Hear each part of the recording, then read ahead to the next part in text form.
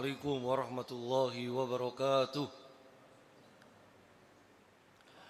الحمد لله الذي أرسل رسوله بالهدى ودين الحق ليظهره على الدين كله وكفى بالله شهيدا. أشهد أن لا إله إلا الله وحده لا شريك له وأشهد أن محمدا عبده ورسوله. اللهم صل وسلم وبارك على نبينا محمد وعلى آله وأصحابه ومن تبعهم بإحسان إلى يوم الدين. Wabah. Jamaah yang dimuliakan oleh Allah Subhanahu wa taala, setelah Rasulullah sallallahu alaihi wa ala alihi wasallam menerima perintah yang kedua, menerima ayat yang kedua berupa perintah dari Allah Subhanahu wa taala untuk berdakwah, sampai Allah Subhanahu wa taala memanggil beliau, ya ayyuhal muddatsir, wahai yang sedang berselimut, kum fa'andir, bangun, jangan tidur saja, beri peringatan kepada masyarakat Mekah. Nah, maka disinilah kemudian kita masuk yang namanya sirriyatud dakwah, dakwah secara sirriyah, dakwah secara terbatas, atau dalam bahasa kita sembunyi-sembunyi para jamaah. Ya, awalnya itu dakwah sirriyah. Tapi kalau dakwah sirriyah itu bagian strategi. Kalau nikah sirriyah itu yang nggak boleh para jamaah. Ya. Dakwah strategi. Kalau nikah sirriyah itu bukan strategi, Bang. Ya. Bohong itu malangan para jamaah. Ya. Nah, dari sini kita kemudian flashback sebentar, kita tahu ya, tugas Rasul diutus itu 3. Yatslu alaihim ayatihi wa yuzakkihim wa yu'allimuhumul kitab wal hikmah. Yang pertama adalah at-tarbiyah, pendidikan para jemaah ya. Ini sudah kita bahas. Kalau saya nggak salah ingat, Pak, karena kan kita sering libur, jadinya lupa sampai mana ya. Selain wa yu'allimuhumul kitab wal hikmah, selain mengajarkan Quran dan sunnah, itu ada yatslu alaihim ayatihi, membacakan kepada manusia, kepada para sahabat ayat-ayat Allah. Jadi Al-Quran.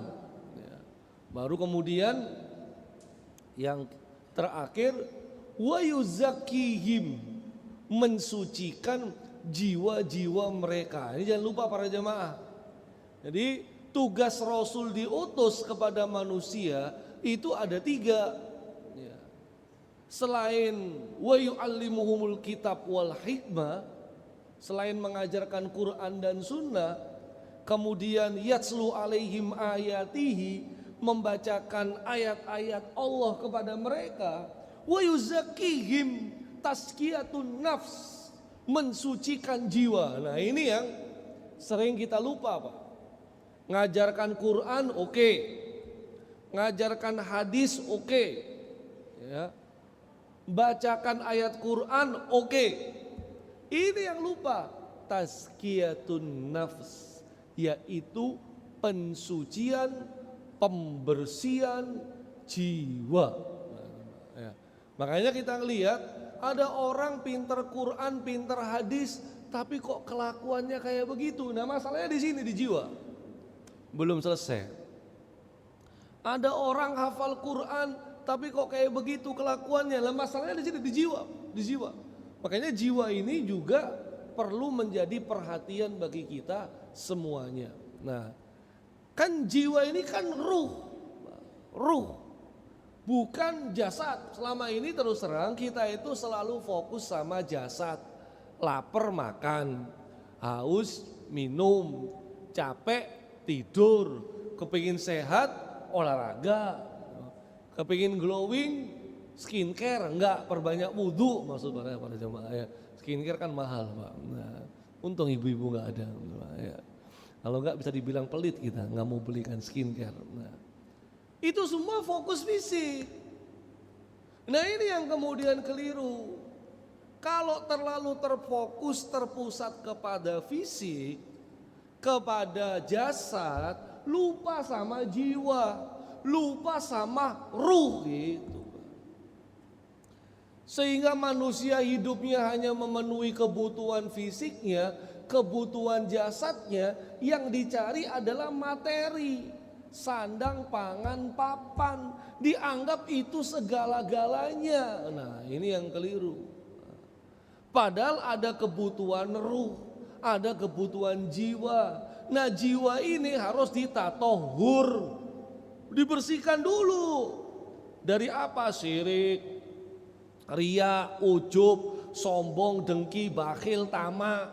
Nah, kemudian setelah dibersihkan, ditahakuk, diisi jiwa ini dengan tauhid, ikhlas, sabar, syukur, siddiq, zuhud, tawakal. Wah ini babnya tazkiyatun nafs. Tapi secara singkat para jamaah, sarana membersihkan jiwa itu dengan ibadah, dengan sholat, dengan puasa, dengan zikir dan lain sebagainya. Jadi kalau jiwanya kotor bahaya Pak. Ini kalau kita bahas masalah jiwa Pak ya, kita menyimpang sedikit nih, menyimpang sedikit. Sebelum kita masuk ke pembahasan sirah yang lebih lanjut ya, ini jiwa-jiwa. Ini karena mumpung ingat para jemaah, ya. Mumpung bisa dibuka filenya, nggak lama-lama, karena biasanya lama Pak. Jiwa itu para jemaah, ya, kalau kita ngelihat dalam kajian tazkiyatun nafs atau pensucian jiwa yang juga diasuh oleh Ustadz Sholeh Drehem di masjid kita ini, jiwa ini fungsinya banyak Pak. Coba. Jadi yang gerakkan otak, gerakkan kolbu, gerakkan panca indera, gerakkan organ-organ tubuh, jantung, paru-paru, limpa, hati, ginjal, gerakkan perbuatan-perbuatan yang baik atau buruk, ini dari jiwanya. Makanya kan kalau jiwa kita dicabut atau roh kita dicabut, jiwa ini jadi hancur Pak. Jiwa ini jadi runtuh. Otomatis kalau jiwanya runtuh, manusianya wah, Pak. Kalau manusia nggak perhatian sama jiwa, dia hanya fokus sama fisik para jamaah, hati-hati. Kan kalau dalam pembahasan Al-Quran, jiwa itu ada 3. Yang pertama Robbani, ini jiwa mutmainnah, ayatnya udah kita hafal.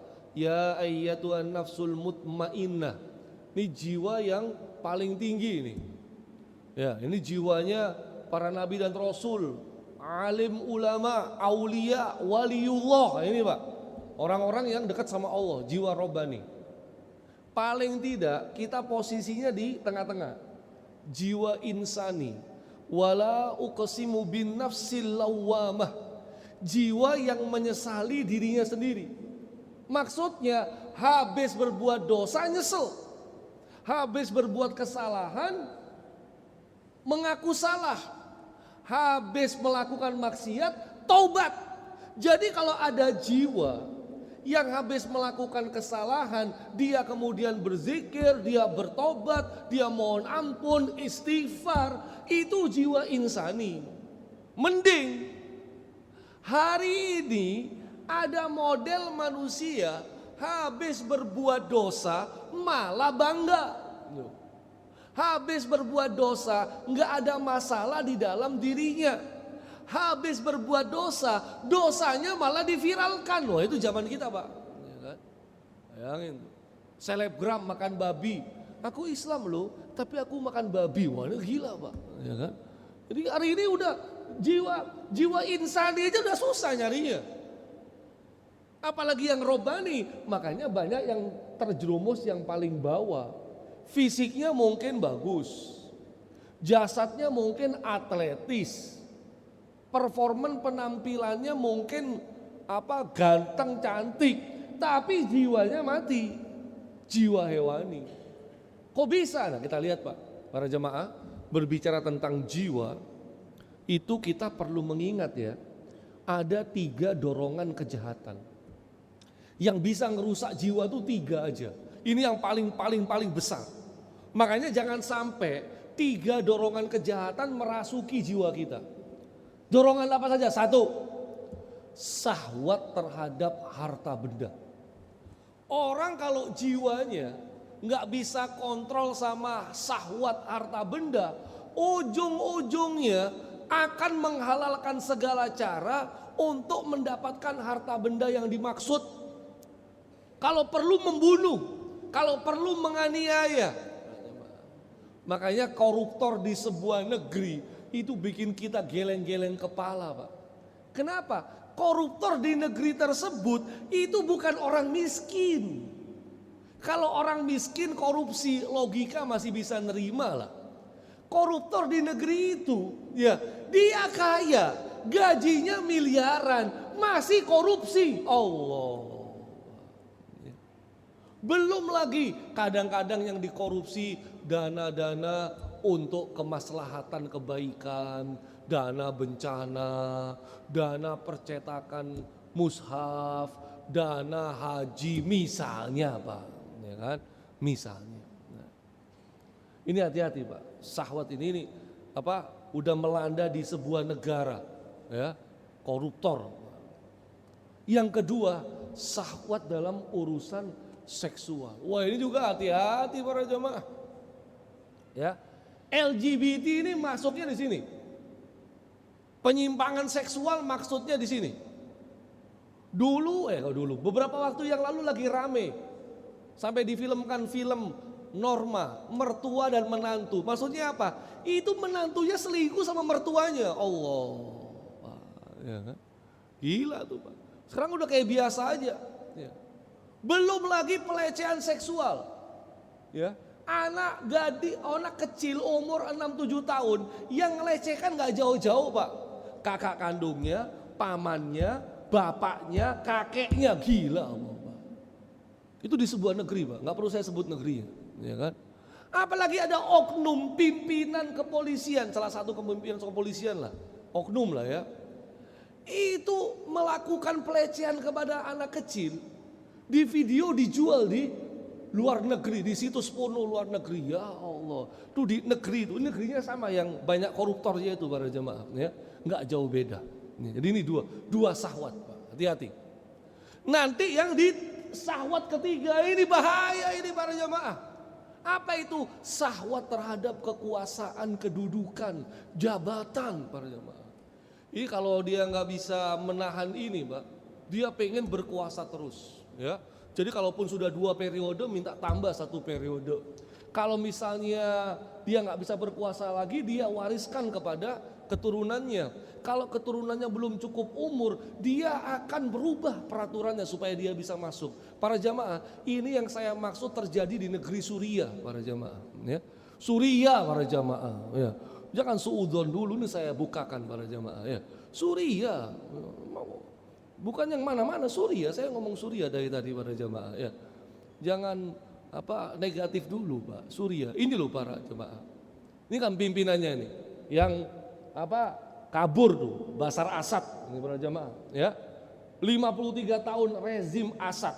Karena sebelum Bashar Assad itu bapaknya Pak namanya ini Hafid Assad. Nah, ini dia. Dia sebenarnya partainya minoritas ya, pada tahun 71 sampai 2000 dia merebut tampuk kekuasaan melakukan kudeta. Nah, setelah dia berkuasa dia pintar juga Pak. Dia bikin koalisi maju. Jadi koalisinya gemuk. Partai-partai di Suriah itu dijadikan koalisinya sehingga parlemen cuma ada sepertiga yang menjadi oposisi. Nah, terus dia pengen berkuasa terus, dia nggak bisa dia wariskan kepada anaknya Bashar Assad itu. Nah, anaknya yang Bashar Assad ini itu waktu itu umurnya masih 34 tahun, ya kan? Makanya karena dia koalisi gemuk tadi, peraturannya dirubah, konstitusinya dirubah. Akhirnya yang minimal 40 tahun bisa sampai ke 34 tahun supaya anaknya bisa lolos. Ini di Suriah, Pak.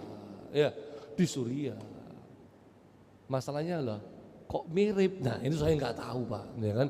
Ini kan saya cuma cerita di Suriah, ini beda. Suriah sama negeri itu beda para jamaah. Nah, para jamaah yang sedihnya adalah ya keluarga Asad atau Bashar Asad ini diktator. Tadi saya katakan syahwat kekuasaan itu. Jadi yang mengkritik dibantai, yang mengkritik dihancurkan, Pak. Belum lagi waktu kepemimpinannya rezim Azad ini di backingnya dua ini, Pak, backingnya loh, Rusia sama Iran. Makanya akhirnya Suriah itu sejak 2011 ke sini mendapatkan krisis kemanusiaan terburuk, Pak. Kalau dihitung-hitung ya berapa korbannya, 14 juta mengungsi. Sejak 2011 ya, 507.000 terbunuh. Ya, 15.000 praktik penyiksaan, meninggalnya karena disiksa. 156.000 di penjara para jamaah. Nah ini Pak, rezimnya Bashar Asad. Alhamdulillah pada Desember 2024 kabur dia para jamaah, ya kan? Jadi sekarang dipimpin oleh pasukan yang berjuang. Nah inilah kemudian kita tarik-tarik ke isu Syiah. Karena memang Bashar Asad itu Syiah, didukung sama Iran yang Syiah juga. Dan Iran inilah yang kemarin lagi perang sama Israel, yang sekarang sudah gencatan senjata. Ya, apapun itu para jamaah, ya memang kita mesti nggak, yang ahlu sunnah, yang sunni ini nggak bisa berharap terlalu banyak sama Syiah. Makanya, tapi kita dukung aja. Tapi ya kita tahu bahwa Iran menyerang Israel itu bukan karena bela Palestina sebenarnya, ya karena dibales itu aja, Pak. Ya, itu agak lega lah kita melihat Iran melawan kezoliman.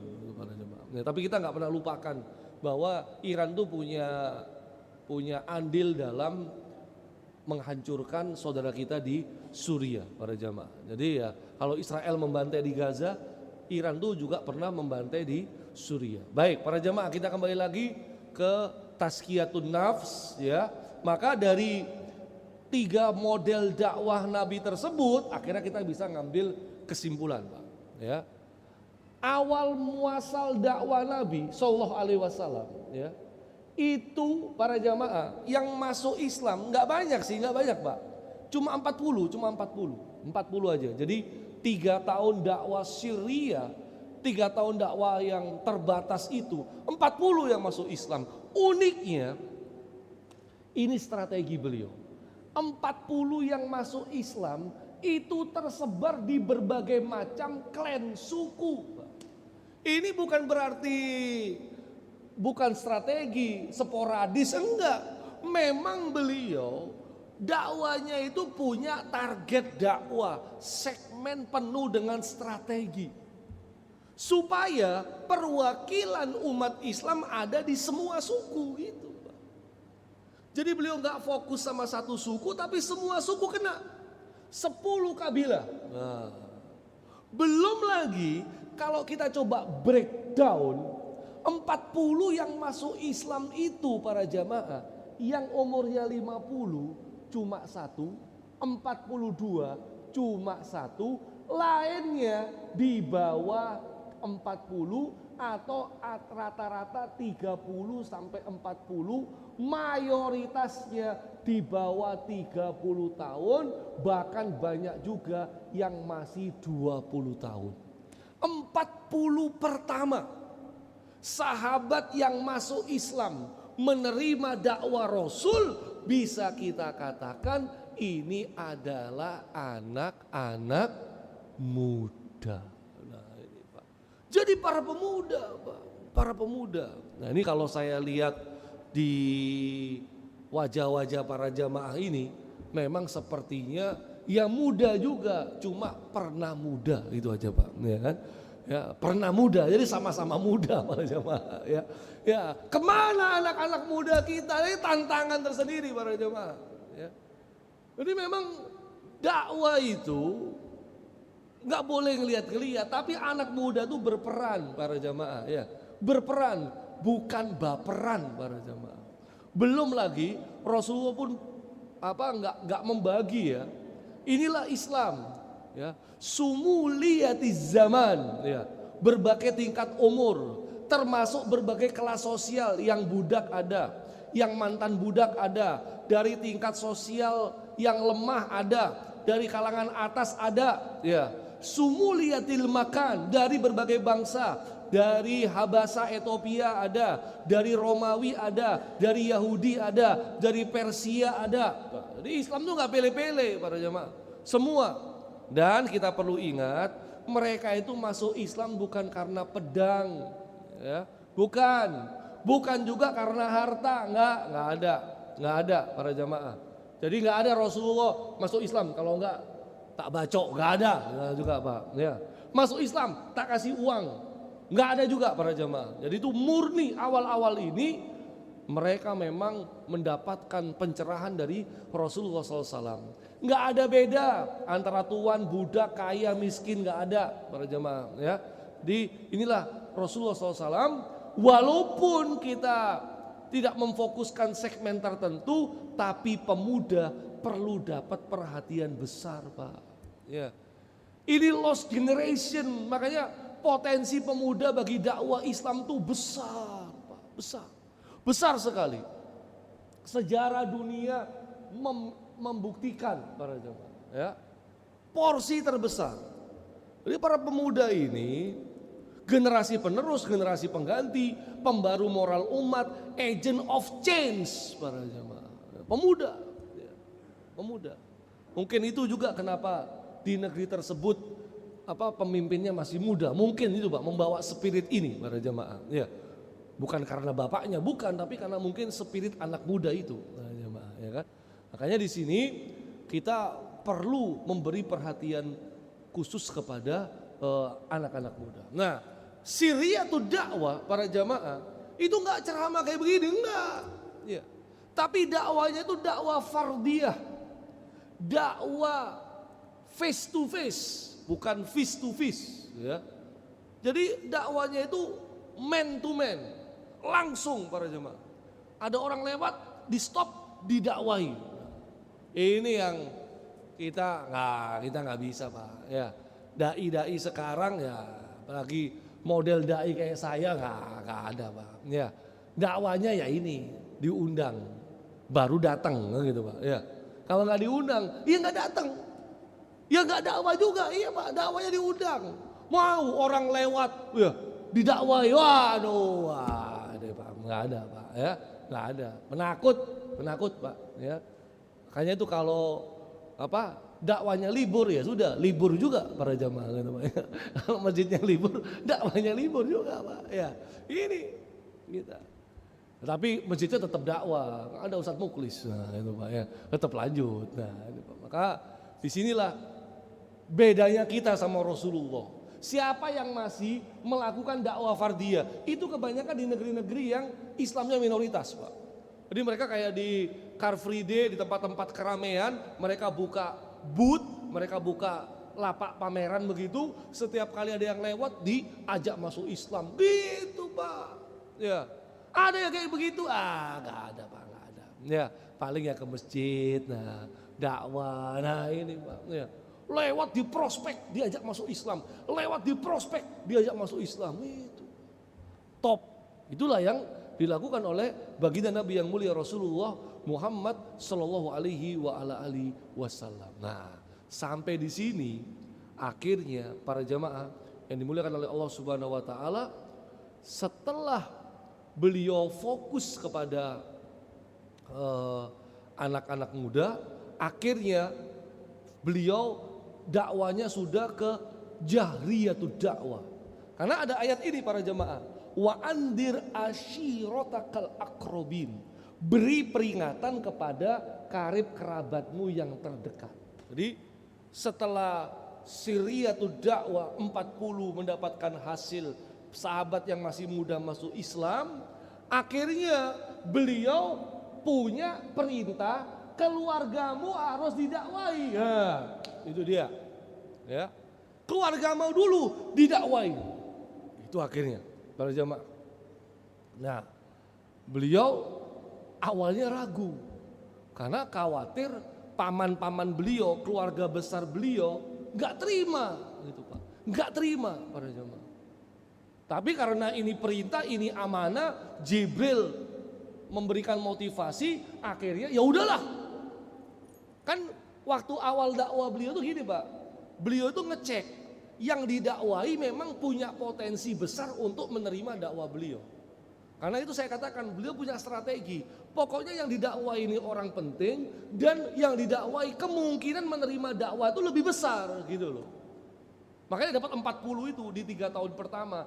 Begitu diminta keluarganya, beliau sempat ragu.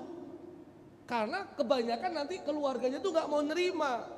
Tapi karena ini amanah, lanjutkan Muhammad. Kita lihat Pak dalam sirah, gimana strategi Nabi mendakwai keluarganya. Ternyata Pak, itu mirip dengan program Pak Prabowo waktu kampanye kemarin, ya kan? Apa programnya? Programnya itu makan para jemaah. Nah, itulah kenapa Pak Prabowo kemarin bisa menang ya. Program makan gratis itu. Ini kita cocok-cocokkan aja Pak ya. Tapi itulah dakwah beliau. Jadi awal mula mendakwai keluarga kerabat terdekatnya gimana? Diundang makan. Itu awal mula Pak. Ya. Ini sampai di Nusantara ternyata itu efektif Pak. Pengajian kalau pengen rame, salah satu tipsnya juga ada makan gratis para jamaah. Iya, ya. Di masjid kita juga itu Jumat berkah ya Ustaz ya, Jumat berkah itu. Nah, ya. Ini kalau mau diluaskan, ngaji di Baitul Hakam, makan siang gratis. Wah. Nah, ya.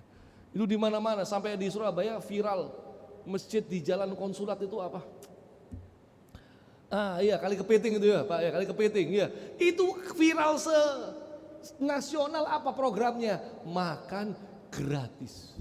Nah kalau saya pikir-pikir, makan gratis, program Pak Prabowo makan gratis. Rasulullah juga pertama kali mendakwai keluarganya makan-makan. Jadi ini strategi para jemaah. Ternyata beliau ngundang makan keluarganya untuk didakwai. Bagaimana kisahnya? Ternyata waktunya sudah habis para jamaah ya. Insya Allah kalau nggak ada halangan, ada kesempatan, kalau nggak libur juga kita lanjutkan. Bagaimana dari makan-makan berlanjut ke dakwah keluarganya, entah menerima atau menolak dakwah Islam yang mulia. Mudah-mudahan ada manfaatnya. Hadanallahu wa iyyakum ajmain. Wa sallallahu ala nabiyyina Muhammadin wa ala alihi wasallam. Wa akhiru da'wana anil hamdulillahi rabbil alamin. Wa lakum minkum. Assalamualaikum warahmatullahi wabarakatuh.